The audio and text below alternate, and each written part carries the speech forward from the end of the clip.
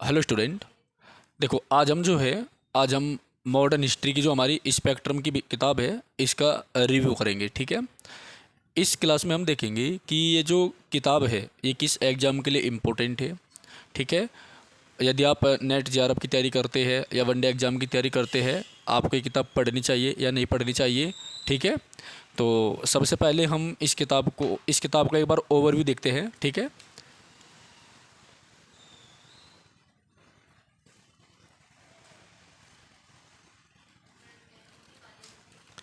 ठीक है ना। तो जो किताब है ये आधुनिक भारत का इतिहास है, जो आईपीएस राजीव अहिर द्वारा लिखी गई है। तो आपको पता है कि जो भी यूपीएससी की या स्टेट पीएससी की या नेट की तैयारी करता है वे स्टूडेंट इस किताब को ज़रूर पढ़ते हैं। ठीक है। एक बहुत ही ज़्यादा पॉपुलर किताब है। जब ये किताब मार्केट में नहीं थी तो इससे पहले जो हमारी बिपिन चंद्र की किताब है, ठीक है, मॉडर्न हिस्ट्री की एनसीईआरटी, उसका बोलबाला था। ठीक है ना। तो इसमें कुछ हमारी यूनिट है, आप देख सकते हैं क्लोजली। इसमें टोटल चैप्टर हम देखते हैं।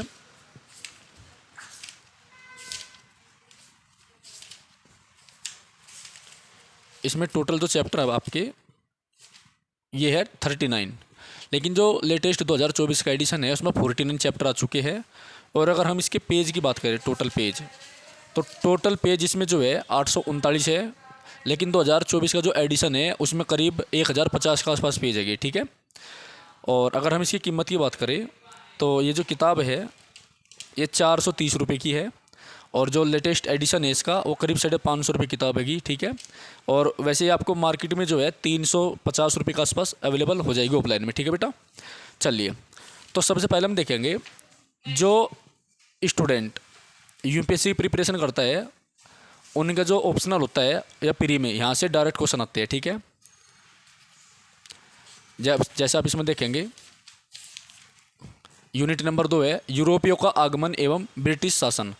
तो उनके बारे में बहुत अच्छे तरीके से उन्होंने दे रखा है। जैसे यहाँ पर आप देखेंगे, ठीक है, अंग्रेजों के प्रति शत्रुता, है ना। जैसे डच है, आगमन एवं गतिविधियाँ, डच ईस्ट इंडिया कंपनी की स्थापना कैसे हुई। ठीक है ना।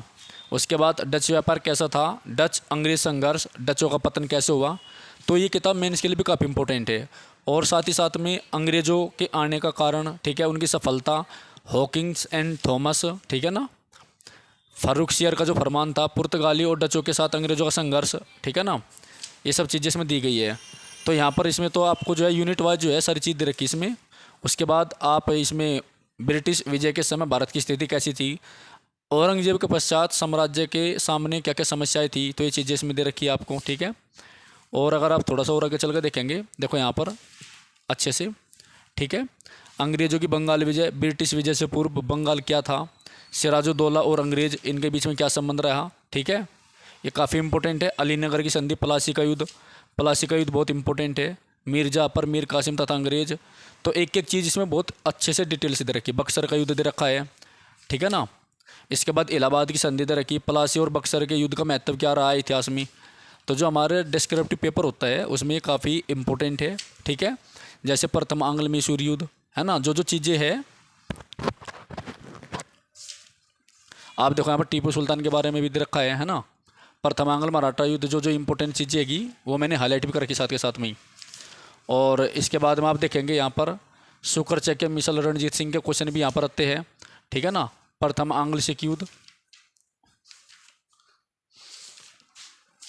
और यहाँ पर देखेंगे आप लास्ट में प्रत्येक चैप्टर के जनजातीय आंदोलन, काल, क्षेत्र, कारण और प्रभाव। ठीक है। तो जैसे हो मुंडा विद्रोह, यहाँ से भी क्वेश्चन आप करते हैं। ठीक है ना। ये कोल विद्रोह, सारे विद्रोह इसमें आपको दे रखे अच्छी तरीके से, है ना। जैसे 1857 क्रांति है, 1857 से पूर्व ब्रिटिश साम्राज्य के विरुद्ध जन असंतोष। और आप आगे देखो इसमें, जैसे हमारी सती प्रथा क्या थी, सती प्रथा के बारे में, विधवा पुनर्विवाह, बाल विवाह नियंत्रण। ठीक है।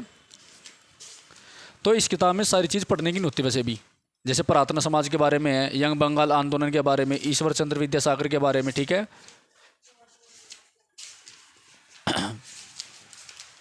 दयानंद सरस्वती और आर्य समाज के बारे में। ठीक है ना। जो छात्र वनडे एग्जाम की प्रिपरेशन करते हैं उनको तो उनको ये किताब नहीं पढ़नी चाहिए। ठीक है। आप नेट के लिए और यूपीपीसीएस और यूपीएससी के लिए इसको पढ़ सकते हैं, ठीक है, सिविल सर्विस के लिए स्पेशल। और ये किताब आपके जो है प्री और मेंस दोनों में काम देगी, ठीक है ना। और आपको जो है ज़रूर लेनी चाहिए इस किताब को, कहीं से भी आप इसको ले सकते हैं।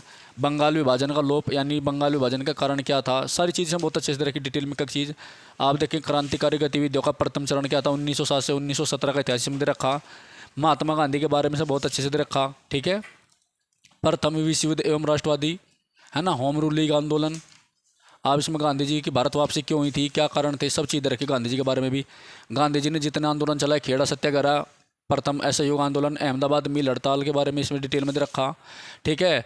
टोलस्टॉय फार्म हाउस क्या था। और उसके बाद में इन्होंने इंपॉर्टेंट विचार भी दे रखे हैं जो हमें मेंस के आंसर लिखने में सहायता करते हैं, जिनको कोट करना पड़ता है। महात्मा गांधी का जो उदय हुआ है वो किस प्रकार हुआ है, प्रारंभिक जीवन कैसा था, दक्षिण अफ्रीका में इन्होंने कैसे आंदोलन चलाया, ठीक है ना। तो आप देखेंगे यहाँ से, तो इस किताब को आपको कहीं कहीं पर पढ़ना पड़ेगा। जैसे जलियांवाला बाग हत्याकांड क्या था, कैसे हुआ, पूरी हंटर आयोग क्या था, ठीक है ना। और लास्ट में जो है रिकैप भी दे रखा, आप इसको बाद में जो है अच्छे से याद भी कर सकते हैं। देखो सारांश भी दे रखा है इस किताब में, ठीक है। इस प्रकार से आप जो है इसमें सारी चीज़ पढ़ेंगे, ठीक है। तो जो वनडे एग्जाम की तैयारी कर रहे हैं उन छात्रों को तो किताब पढ़नी चाहिए बिल्कुल भी, ठीक है ना। तो ये किताब स्पेशली यूपीएससी के लिए, स्टेट पीसीएस के लिए या पीजीटी के एग्जाम के लिए, टीजीटी के एग्जाम के लिए भी आप सिलेक्टेड टॉपिक पढ़ सकते हैं। नेट के एग्जाम के लिए पढ़ सकते हैं। जैसे पाबना विद्रोह क्या था, ठीक है, यहाँ पर आप देखेंगे कृषक आंदोलन इसमें दे रखे हैं, है ना। और जो नई किताब है उसमें कुछ चेंज नहीं है, उसमें थोड़ा सा सिर्फ ये चेंज होगा आपका कि जो महत्वपूर्ण क्रांतिकारी थे उनका जीवन परिचय दे रखा इसमें। नेहरू के नेतृत्व में स्वतंत्रता संग्राम, नेहरू का जो रोल था, पंडित नेहरू का, उसके बारे में दे रखा है, ठीक है। प्रारंभिक जीवन, इंदिरा गांधी के बारे में, जेपी क्यों दोनों ही एक दूसरे के विरोधी क्यों बन गए थे, ठीक है ना। तो इसमें जो है आपको थोड़ी बहुत जो है विदेश नीति के बारे में भी जानने को मिलती है, ठीक है। छोटी सी किताब है यहाँ, और पेपर जो क्वालिटी है इसकी फ़िलहाल जो है मीडियम क्वालिटी की है, ठीक है। और इसमें भी आपको जो है अकॉर्डिंग टू सिलेबस मोटे मोटे जो टॉपिक है उनको कवर करना चाहिए, इससे आपका जो बेस है वो बहुत अच्छा बन जाएगा, ठीक है।